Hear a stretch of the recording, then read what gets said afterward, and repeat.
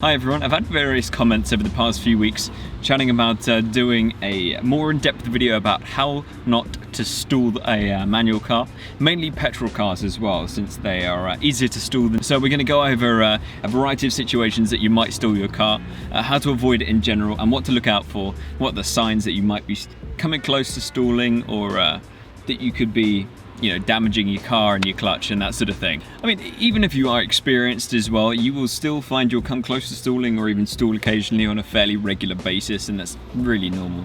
But we're just going to give you a few tips on how to reduce the chances of that happening and how to know what you're getting wrong as well. Actually, stalling a car is only really down to two reasons. First is not having enough revs, and the second is releasing the clutch too quickly. And in fact, both of those normally happen. It burns really loud. I'm gonna have to tilt the window now. So yeah, normally it's a combination of the two, either not having enough revs and releasing the clutch too quickly, or doing both at the same time. You're releasing the clutch at about the right amount, but your revs are too low. Any one of those reasons, and at different amounts each time. So basically, if you have really low revs and you whip the clutch out too quickly, then you're gonna find that you're just gonna kill the engine straight away. You've not got enough power there. Too high revs and a quick clutch release will generally spin your tires up or burn your clutch out, and it'll just put unnecessary wear and damage on your car, your tires and your clutch mainly, and just makes you look like a hooligan. So if that's not your thing, then it's something you want to avoid. The problem if there's no police around, it is if they're watching you though. Note that you can get almost any car rolling without any throttle at all. You'll just have to release the clutch very, very slowly and sort of be very progressive with it, and you can kind of get almost any car rolling. Even a low powered petrol, if you ride the clutch for ages and just get it moving gently, then you can find you'll get it going without any power or any gas at all. I don't like saying gas, I feel like an American. So it's best to give every car just a little bit of power, rev it up a little bit, say to 1500 RPM, maybe 2000, and getting used to holding a car at a certain rev range, like 1500 RPM, like 2000, is great to reduce the chance of you stalling on a day-to-day basis. The better and the more consistent you get at holding the car, the easier it will be for you. Keep in mind that the higher you rev your car and the longer you hold the car at the biting point as well, the more heat and wear you're putting through the clutch. So you want to kind of, when you get more experienced, have as lower revs as you can and as lower time of the clutch at the biting point as you can. If you find at the start you're having to use more revs because you're not quite as confident with the clutch, then that's absolutely fine to start with, and just work on improving it over time. A great way of practicing getting used to keeping your car at a certain RPM is just sit in a parking lot and just try and keep the car at around 1500 to 2000 RPM. If it goes up and down a little bit, don't worry too much. But the more consistent you can get, the better. And if you can just hold it around 1500 RPM like that, then that'll do you. So more than that, if you start revving it up a bit more, it's not really needed unless your car's got serious problems. So if you put your car in gear with the handbrake up, you can get used to just holding the clutch at the biting point as well. And this is something I mentioned with my hill start video. And if you just get to the point where the car starts to bite with a little bit of revs and just hold it at that point, you'll feel the car start to kind of dig in and move forwards. That's always good to get used to, because that's what you'll have to do every time you'll want to move off. If you find you struggle with hill starts especially as well, I did a full video on hill starts, but to put it very simply, it's no different to pulling away normally, but you'll need slightly higher revs, and you'll need to hold the clutch at the biting point for a longer period of time. That's all it is, really. You're panicking and the car's just stalling straight away. The problem is you're just not holding the clutch at the biting point for long enough. The hill start's going to take more effort for you to get going, so bring the car up to 2,500 RPM if you're worried as well, and just hold that at the biting point. Wait till your car really gets moving, and then you can release the clutch.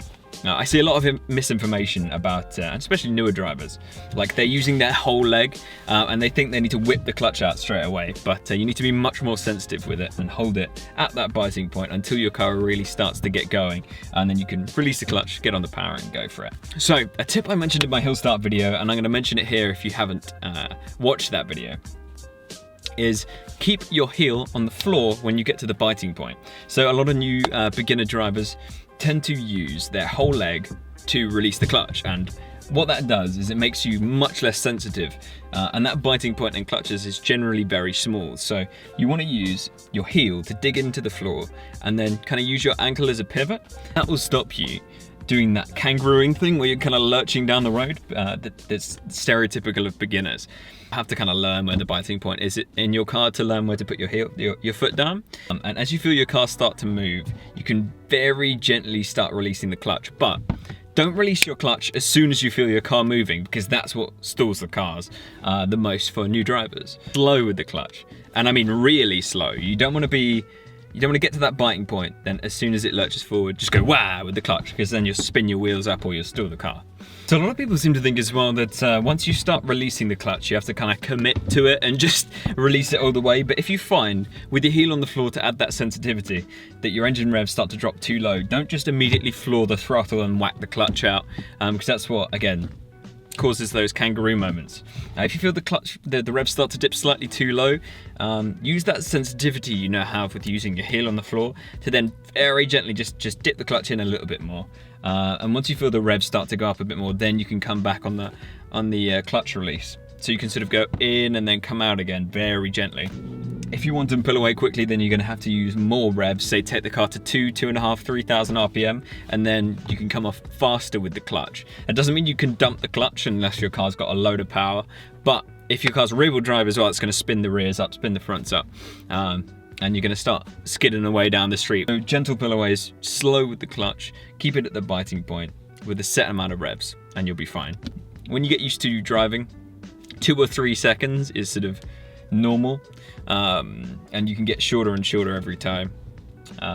Any longer than 5 seconds, I'd say, and that's probably too long on the clutch, so you are going to start to overheat the clutch, burn it out, and put way more wear on it. And clutches aren't cheap, especially replacing clutches in a lot of cars. It is not a cheap experience. Some say you should find your biting point first. A lot of instructors say this, and then add a little bit of power. Personally, I'd say set the power first, to make it less easy to stall, because if you get to that biting point first, then you might find it's a little bit closer to that point where the engine just cuts out. So just to have a summary of problems that you might be able to identify with: if you hear high revs and there's not enough movement, then you're using too much throttle and not releasing the clutch fast enough. So you want to use less revs and be a little bit quicker on the clutch release. If you feel vibrating and the car feels like it's kind of lurching and you're using too low RPM, then you're not using enough power and you're releasing the clutch too quickly and you're almost on the verge of stalling. And if your car lurches off the line, you feel like you're throwing everyone back in the seat, then you're using the right amount of throttle, roughly, maybe a little bit less, but you're just releasing that clutch too fast and you're doing like a racing start. So don't rush that clutch release. That's the biggest thing that learners think they need to do, is just get the clutch out straight away. Heel on the floor. Remember that too. So lads, I just want to chat a little bit about how slowly you can go in each gear in most sort of petrol cars. This is a Seat Ibiza 1.4 16 valve, just for reference. In first gear, you can go silly slow speeds. Like you can get it down to 2 or 3 miles an hour, kind of like this. I'm on the brake, and the thing doesn't want to even think about stalling. And when it comes to things like people worry that if they're driving around in 5th gear in traffic, that the thing's going to stall. It's not. If you feel like the car's starting to vibrate and lug around, then all you need to do is put the clutch in and change down gear. Just be gentle with your clutch release. I did a video on downshifting and when to change gear, so check that out too. You'll tend to find, if I was saying going around at 8 miles an hour and put it in 5th gear, I'm just going to stall the thing. Doesn't like that at all. But then I dipped the clutch fast enough so that it caught it again, so it was actually no problem, because so I didn't actually stall, but I almost did. Like you could feel the thing resisting. Like if you're cruising around at 30 miles an hour, you can put the car in 5th gear. It's going to have no problems with that in most little hatches. They're kind of designed to do that for economy, and they're quite short geared. So 5th gear in this car at 70 miles an hour is like 3,500 RPM, which is quite high, but it does mean that you can drive around at 25 miles an hour in 5th gear. I'll just give you a quick example of a hill start here. With the handbrake up. Again, you only need really in this car like 1,500 RPM. Hold it at the clutch, and you can sort of pull away very slowly with very low RPM. Note that the lower RPM you have, the slower you'll have to be with the clutch, especially on a hill, and you might have to hold it at the biting point for a little while.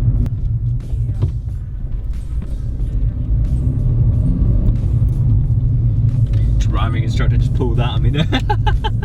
Right guys and girls, thank you for watching the video today. I hope you found one or two of these tips useful, and good luck with your adventure learning to drive.